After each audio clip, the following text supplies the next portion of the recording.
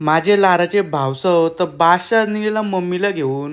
ही बघ कशी मम्मी यारो नको म्हणून मम्मीला घेत नाही मी कॅमेऱ्यानं. तर आज आलतो मम्मीला घेऊन मस्त आहे की कुठं तर आलतो भाई राशन आणायला ना. राशनवाला बोलतोय करतो तुझी सगळी जमीन माझ्या नावावर करीन. भावसं त्याने अंगठा मागला आणि मिनी देऊन टाकला, पण तो जमिनीसाठी नाही तर विषय होता. तर राशन पाहिजे होता ना मला, म्हणून राशन भेटलेलं म्हणून आमची मम्मी वन साईड खुश झालती. तर जावरा जीव मम्मी माझ्यावर नाही लावत तर तावरा जीव मम्मी लावतोय त्या राशनावर. तर विषय काय आहे तुम्हाला अजून समजला नाही भावसं ना. मस्त की वन साईड मम्मीची स्माइल घेतली अँगलमध्ये ना, पोचलो वन साईड घरी ना, घेतलेली 10 अंडी फोडून ना मस्त की टाकली ताव्यावर भावसं.